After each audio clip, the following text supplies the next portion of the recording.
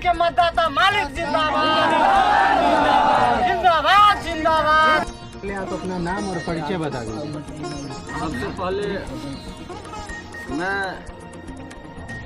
मैं press conference कर रहा हूँ। मेरा नाम यमुना प्रसाद चौधरी। इस पंचायत चुनाव में जो मुखिया प्रत्याशी मीना देवी चुनावी मैदान में खड़े उतरे हैं, उनका निवेदक यमुना प्रसाद चौधरी बरही। को आमंत्रण दिया है, आप प्रेस कॉन्फ्रेंस कर रहे हैं, ऐसा क्या बात है जो आप प्रेस वार्ता कर रहे हैं, ये जानकारी दीजिए। सबसे पहले मुझे प्रेस कॉन्फ्रेंस करने की जो नौबत आई है, कुछ जनप्रतिनिधियों के द्वारा गलत प्रचार प्रसार किया जा रहा है, उसके खंडन के लिए हम अपने पंचायत में उस जनप्रतिनिधि को जवाब देने के लिए और सच को उजागर करने के लिए मैं अपने पंचायत में प्रेस कॉन्फ्रेंस कर रहा हूँ। सबसे पहले मैं आप तमाम बरही पंचायतवासी जनता मालिक को तथा यहाँ पर उपस्थित प्रिंट मीडिया, सोशल मीडिया, पत्रकार बंधु को मैं अपनी ओर से तथा मीना देवी जो मुखिया प्रत्याशी है उनकी ओर से हार्दिक अभिनंदन और स्वागत करता हूँ। मुझे प्रेस कॉन्फ्रेंस करने का एक ही मकसद है। मैं सोशल मीडिया के माध्यम से एक वीडियो देखा जिसमें उप मुखिया के द्वारा कहा जाता है कि बरही पंचायत में भ्रष्टाचार नहीं होती है। कोई भी दिखा दे जो मुखिया है, जो चुनावी मैदान में आए हैं, उनके द्वारा भ्रष्टाचार नहीं किया गया है। तो मैं आपके चैनल के माध्यम से उन जनप्रतिनिधि को कहना चाहूँगा कि आप जिस वार्ड का प्रतिनिधित्व करते हैं, उस वार्ड में बिजली बॉक्स के नाम पर 80 गरीबों के साथ बिजली बॉक्स के नाम पर 500 रुपया, पूरे बरही पंचायत में बिजली बॉक्स जो सरकार की दी हुई योजना है उसके नाम पर आप प्रत्येक परिवार से 500 रुपया लिया है। क्या ये झूठ है? मैं आपको बता देना चाहता हूँ, 11 वार्ड में जिस वार्ड में उप मुखिया प्रतिनिधित्व करते हैं उस वार्ड के लोगों को आप सर्वे करके पता कर लें, करीब 80 घर गरीब से 1000 रुपया राशन कार्ड के नाम पर लिया गया है। 11 वार्ड की जनता आपसे सवाल करना चाहती है, जवाब तो देना पड़ेगा। दूसरी बात मैं आपको कहना चाहूँगा, मैं आपके चैनल के माध्यम से बता देना चाहता हूँ कि राम प्रमोद महरा को मरने के बाद आप प्रभार में आए, लेकिन आपके कार्यकाल में कितने रोड बना?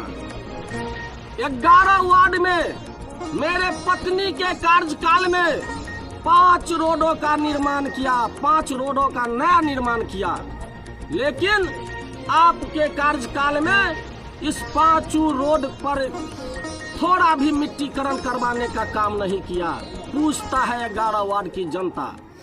मैं आप तमाम जनप्रतिनिधियों को कहना चाहूँगा और सोशल मीडिया के माध्यम से मैं अवगत कराना चाहता हूँ, जिस किसान की जर्सी मन 50,000 का कट्ठा था, आज वह जमीन नया रोड होने से 4 लाख का कट्ठा बिक रहा है। क्या ये भी झूठ है? आपको जवाब देना पड़ेगा। मेरे कार्यकाल में 5 रोड का निर्माण किया गया, सिर्फ 11 वार्ड में। तीसरी बात, मैं अपने मुख्य फरदाही में हमने 4 रोडों का नया निर्माण किया। पूरे फरदाही को मैं पीसीसी ढलाई अपने पत्नी के कार्यकाल में किया है और 2 रोड, बहुत लंबा रोड, नया रोड का निर्माण किया। फरदाही गांव में क्या आपके द्वारा कुछ भी मिट्टीकरण कराया गया है? नहीं कराया गया है। जवाब तो देना पड़ेगा। मैं पूछना चाहूँगा कि आप फरदाही में आपका एक वरिष्ठ कार्यकर्ता हमारे आदरणीय महादेव यादव जी, उसका रोड मेरे कार्यकाल में बना था, लेकिन आपको चुनाव जिताने के लिए महादेव यादव ने जी जोर एक एड़ी चोटी लगा दिया, लेकिन आपने इनके रोड को ढलाई का काम नहीं किया। पूछता है आदरणीय महादेव यादव चाचा, जवाब तो देना पड़ेगा। दूसरी बात, आपने बरही के मुसलमान भाइयों से वादा किया था, चुनाव के पहले आपने वादा किया था, जो मुख्य नाला है, बरही का जो मेन सेंटर नाला है, इसका खुदाई, इसका पीसीसीकरण मैं चुनाव जीतने के बाद करूंगा। लेकिन आपने यह नाला का निर्माण नहीं किया। मेरे कार्यकाल में यह मेन नाला का निर्माण हुआ, मैंने खुदाई करवाया, लेकिन आपने पक्कीकरण तक नहीं करवाया। पूछता है वार्ड नंबर 3 मुसलमान भाई 9 और 10 के लोगों की जनता, जवाब तो देना पड़ेगा। बहुत से घरों में पानी चली जाती है, गरीब गुरबा का घर मिल जाता है, गिर जाता है, लेकिन आपके कानों तक, रूह तक नहीं कांपता है। पूछता है जनता, आपको जवाब देना पड़ेगा। पत्रकार बंधु, आपने कुछ दिन पहले आप अपने चैनल के माध्यम से बरही पंचायत में एक मिसरिया टोल है, जिसमें आपने सर्वे कर दिखाया था, वहां पर 250 घरों की आबादी है, जिसमें मुख्य सड़क नहीं, अभी तक नहीं है। लोगों को आने जाने में बहुत कठिनाई होती है। आपके 4 साल का कार्यकाल में एक मिट्टीकरण तक नहीं हुआ है। वह पूछता है मुसरिया टोल की जनता, जवाब तो देना पड़ेगा। एक बात मैं आपके चैनल के माध्यम से बता देना चाहता हूँ उन उप मुखिया को कि आपने नामांकन के समय में अपना एफिडेविट में अपने चल और अचल संपत्ति का ब्यौरा दिया था, जो अनुसूची 13 में 4 पर अंकित रहता है। पत्नी के नाम से, अपने नाम से, अपने परिवार के संबंध में भरना पड़ता है। उस समय का आप अचल संपत्ति कितना दिया है, ये भी मेरे पास सबूत है, मैं आपको समय आने पर बताऊंगा। और अभी जयनगर बाजार में 2 कित्ता जमीन आपने जयनगर मार्केट में खरीदा है। पूछता है बरही का जनता, जवाब तो देना पड़ेगा। साथ साथ मैं आपको बता देना चाहता हूँ उन जनप्रतिनिधियों को कि आय से अधिक संपत्ति के मामले में आप पर कानूनी कार्रवाई होगी, यह मैं आपको चुनौती देता हूँ। दूसरी बात हमारे बता देना चाहते हैं, मैं अपने कार्यकाल में इनरवा पुल पर बैठकर सोकर किसानों की हित की बात मैं करता था। किसानों की जो समस्या होती है पानी पटवन की, मैं सोकर अपने स्तर से जेसीबी चलाकर मैं हारा तब भी और जीता तब भी। कभी आपने इनरवा पुल पर सोने का काम किया? नहीं किया। पूछता है बरही के तमाम किसान मतदाता, जवाब तो देना पड़ेगा। दूसरी बात, जनता के आक्रोश को देखते हुए उप मुखिया अपना जिस दिन नामांकन वापस करने की प्रक्रिया हो रही थी, उस समय आपने 4:30 बजे पहुंचा नामांकन वापस करने के लिए। जनता को आक्रोशों को देकर मैं धन्यवाद देना चाहता हूं अपने निर्वाचन पदाधिकारी सह प्रखंड विकास पदाधिकारी महोदया को, जो कानून को देखते हुए आपका नामांकन वापस नहीं लिया। लेकिन धन्य है, पूछता है बरही की जनता, जवाब तो देना पड़ेगा।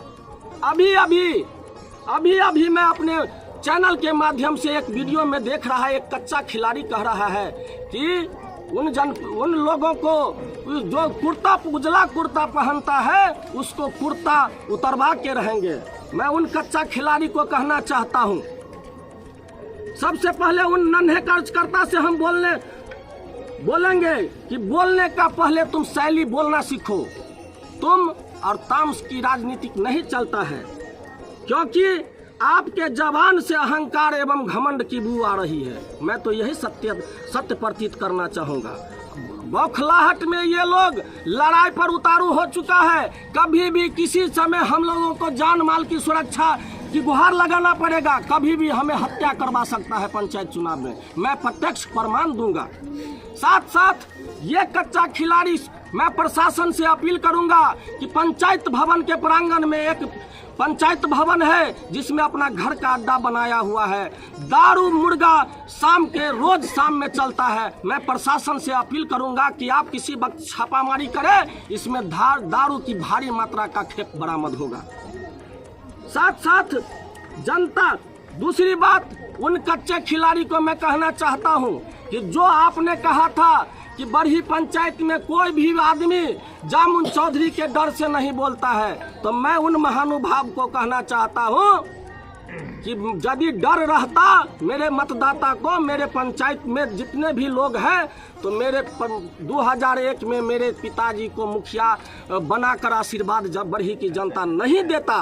दूसरी बात, इसके बाद मेरी पत्नी अमेरिका देवी दूसरी बार मेरे पिताजी के बनने के बाद दूसरे कार्यकाल में मेरी पत्नी को आशीर्वाद बढ़ी की जनता नहीं देता, ये डर नहीं है।